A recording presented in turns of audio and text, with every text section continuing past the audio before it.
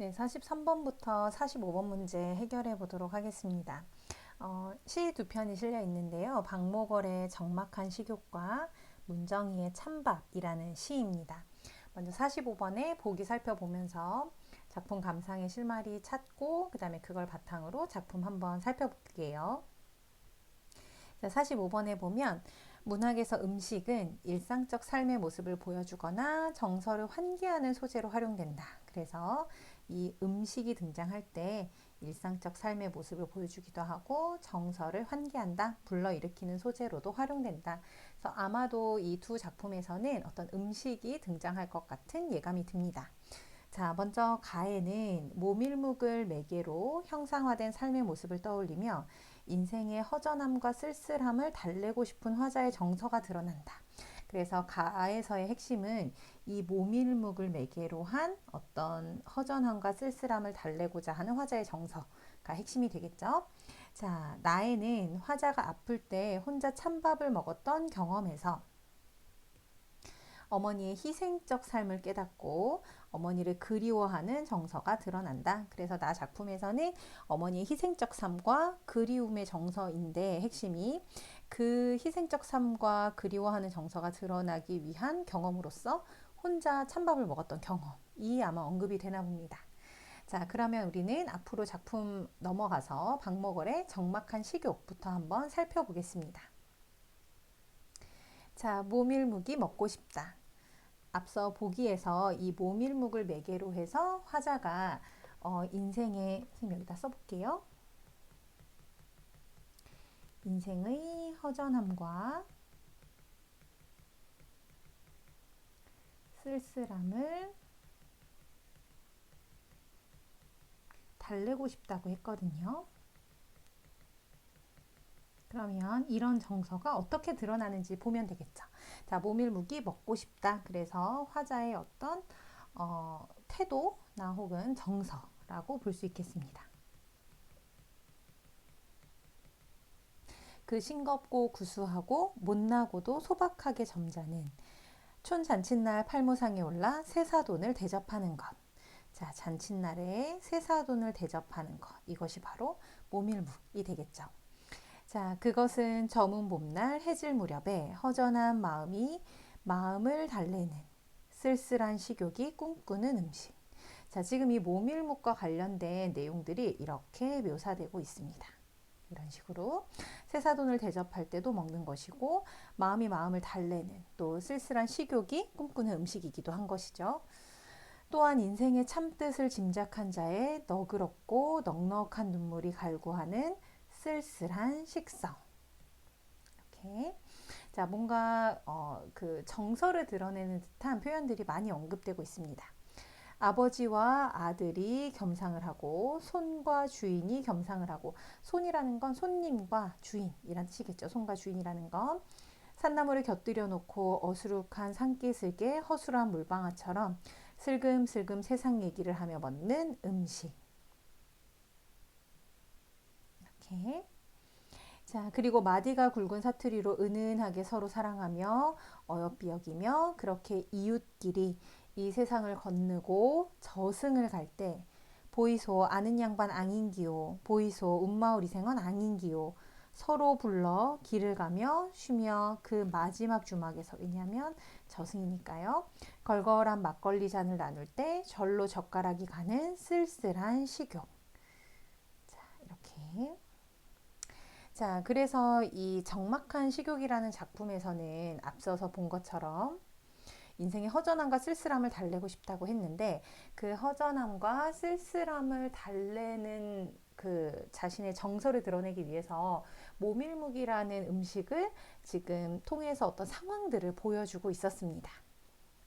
자, 밑으로 내려와서 찬밥 한번 살펴보죠. 아픈 몸 일으켜 혼자 찬밥을 먹는다. 우리 보기에서 혼자 찬밥을 먹었던 경험을 통해서 어머니의 희생적 사랑과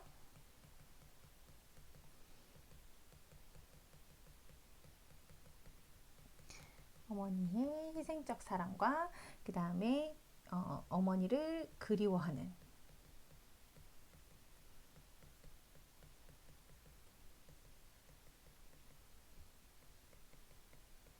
정서가 드러난다고 했었죠.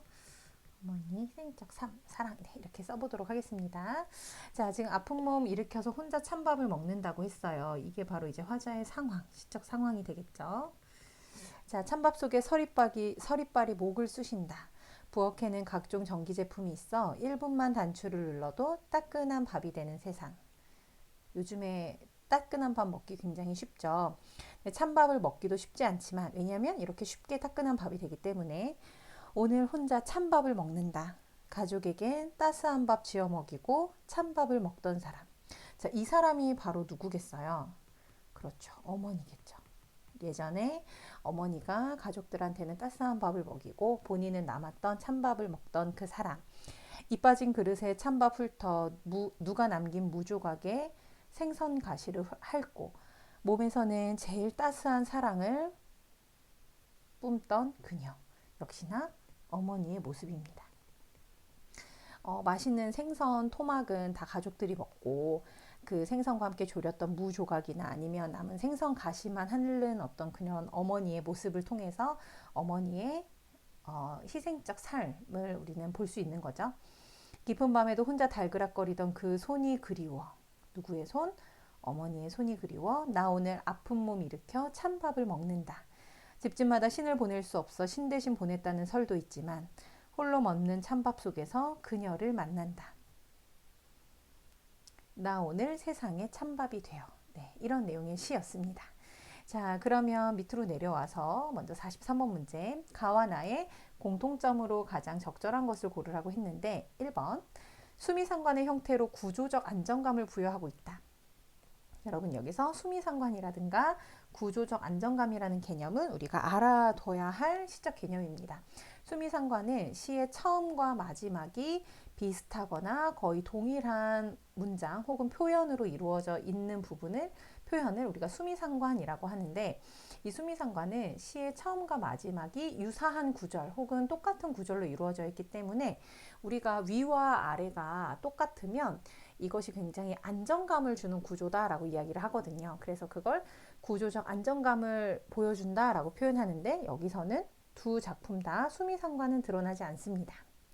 자, 청자를 겉으로 드러내어 화자의 상황을 구체화하고 있다고 했는데, 여러분, 청자는 듣는 사람이잖아요. 그래서 청자가 구체적으로 드러나려면 화자가 보통 이 청자를 불러야 하는 상황인 경우가 많습니다.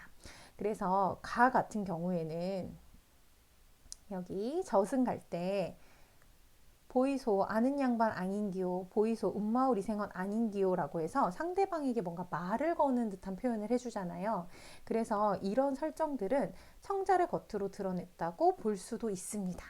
그러나 나에서는 그런 부분이 드러나지 않기 때문에 공통점으로는 볼 수가 없는 거죠. 세 번째, 촉각적 심상의 대비를 통해 화자의 정서를 드러내고 있다. 여러분, 촉각적 심상은 우리가 알아두어야 할 개념이죠. 근데 그게 또 대비를 이루었다고 했어요. 촉각은 만지거나 느낄 수 있는 것들, 이런 만짐을 통해서 뭔가 피부나 이런 것들을 통해서 느낄 수 있는 것을 촉각적 심상이라고 하는데, 가에서는 촉각적 심상의 대비라고 볼 만한 것은 없고, 반면에 나에서 보면 여기 니은 부분에 가족에겐 따스한 밥을 지어 먹이고 본인은 찬밥을 먹었다. 그래서 이 따뜻함과 차가움의 촉각이 지금 좀 대비를 이루고 있는 구조를 보여주고 있습니다. 이렇게. 그래서 3번은 나에만 해당한다고 볼 수 있겠네요. 자, 4번에 명사로 시행을 종결하여 시적 대상의 의미를 부각하고 있다고 했는데, 이 가 작품 같은 경우에는 이렇게 명사로 시행을 끝낸 부분들이 많습니다. 이렇게. 그래서 이 명사로 끝낸 시행들을 보면 세사돈을 대접하는 것, 그게 바로 뭐죠, 여러분? 그렇죠. 모밀묵이죠. 모밀묵이죠. 그리고 쓸쓸한 식욕이 꿈꾸는 음식, 그게 바로 모밀묵이죠. 그리고 슬금슬금 세상 이야기를 하며 먹는 음식, 그게 바로 모밀묵이죠. 이런 식으로 시행을 명사로 종결해서 지금 시적 대상이 모밀묵이거든요. 그 모밀묵의 의미를 부각하고 있습니다. 그럼 나도 한번 볼까요? 이 작품에서도 명사로 끝난 부분들이 있는데, 예를 들면 몸에서는 제일 따스한 사랑을 뿜던 그녀, 네, 이렇게 또 찬밥을 먹던 사랑, 이런 부분들. 근데 이런 부분들이 다 누구를 뜻했었냐면 어머니를 의미했거든요. 그래서 시적 대상의 의미를 부각하는 거죠. 그래서 4번에 보면 명사로 시행을 종결해서 가에서는 모밀묵이라는 시적 대상의 의미를 부각하고 있고, 나에서는 어머니라는 시적 대상의 의미를 부각하고 있기 때문에 네, 정답은 4번이 되겠습니다.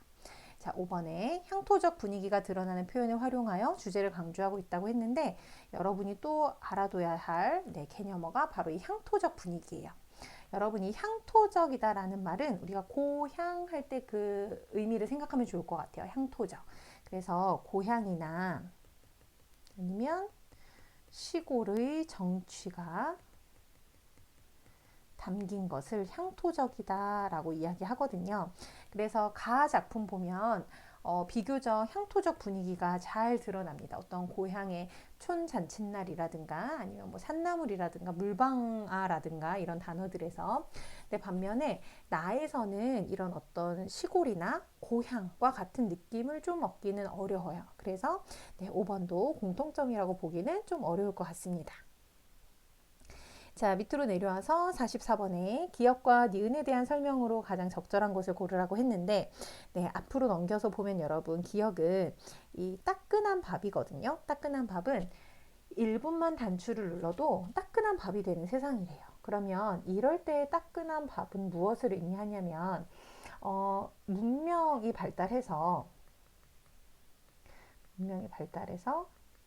아주 간단하게 만들 수 있는 것이죠. 아주 간단하게 버튼 하나 누르면 금방 따끈하게 보온이 되는. 자, 반면에 니은은 따스한 밥을 지어 먹이고 할 때 이 따스한은요, 누가 이렇게 만든 거냐면 어머니가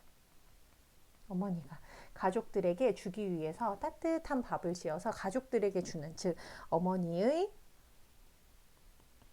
사랑과 희생으로, 어머니가 사랑과 희생으로 만든 밥인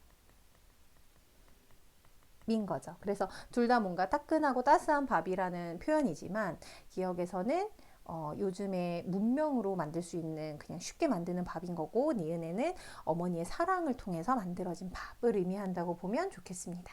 자, 그러면 44번의 선지 보세요. 1번, 기억은 어려운 상황 속에서 화자의 이상을 실현해 준다? 네, 전혀 아니죠. 쉽게 만들어주는 밥. 2번, 니은은 시적 대상의 희생 없이 편리하게 지을 수 있는 것? 아니죠. 시적 대상의 희생을 통해서 만들어진 거죠. 자, 3번, 기억은 니은과 달리 화자의 아픈 마음을 치유해주는 것이다. 버튼 하나로 따끈하게 만들어주는 밥이 아픈 마음을 치유해주지는 않아요. 그래서 나는 그럼에도 불구하고 찬밥을 먹는다 라고 나왔었죠.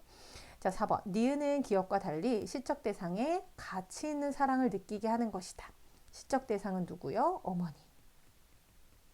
그리고 그 어머니의 가치 있는 사랑, 따스한 밥을 통해서 느낄 수 있었으니까 네, 정답은 4번이 되겠습니다.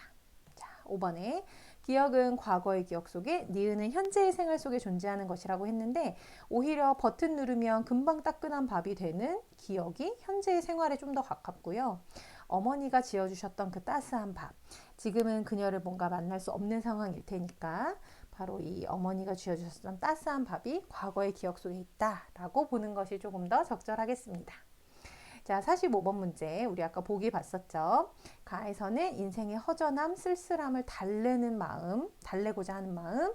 나에서는 어머니의 희생적 삶과 어머니를 그리워하는 정서. 자, 1번, 가에서 모밀묵은 촌 잔칫날에 새 사돈을 대접하는 음식이었죠. 그래서 모밀묵 자체는 소박한 속성을 지니지만 이렇게 귀한 사람에게도 내놓을 수 있는 음식이다라는 해석 적절합니다. 2번, 가에서 슬금슬금 세상 얘기를 하며 모밀묵을 함께 먹는 모습을 통해 타인과의 관계 속에서 허전함을 달래고 싶은 화자의 정서를 드러냈다. 자, 우리 여기에서 허전함과 쓸쓸함을 달래고 싶다고 했잖아요. 근데 모밀묵을 먹으면서 같이 세상 이야기를 한다는 건 함께 한다는 뜻이니까 네, 2번처럼 해석하는 것도 적절하겠습니다. 세 번째, 가에서 이웃끼리 저승에 갈 때 마지막 주막에서 모밀묵을 먹는 것을 통해, 자, 저승에 가는 길에서도 모밀묵을 마지막으로 먹는 거죠. 현실에서 느낀 쓸쓸함을 화자가 극복하였음을 보여주고 있다고 했는데, 여러분 이 작품은요, 그 쓸쓸함을 달래고자 하는 정서는 드러나는데요. 그 쓸쓸함을 화자가 극복했다고 보기는 조금 어렵습니다. 그래서 이 3번 선지가 이제 정답이 될 텐데, 이렇게 화자의 어떤 쓸쓸함을 극복하였다는 행위를 드러내주는 구체적인 진술이 없고, 여기서는 화자의 정서가 쭉 이어지면서 저승을 갈 때도 마지막 주변에서 함께 막걸리 잔을 나누면서 젓가락이 가는 그 쓸쓸한 식욕, 함께 쓸쓸함을 나눌 수 있는 그런 상황을 보여주는 거지, 이걸 이제 극복했다고 보기는 좀 어렵죠. 자, 4번에 나에서 누가 남긴 무조각의 생선가시를 핥는 모습을 회상하며 어머니가 보여줬던 희생적 삶을 깨닫게 됩니다. 남긴 무조각의 생선 가시만 먹는 모습, 이런 것들, 맛있는 것은 이제 가족에게 주는 거죠. 자, 나에서 아픈 몸 일으켜 찬밥을 먹는 모습을 통해 어머니를 그리워하는 화자의 정서를 드러내고 있다. 왜냐하면 아픈 몸을 일으켜서 찬밥을 먹는 그 과정이 앞에 본문에 보면 이렇게 나오거든요.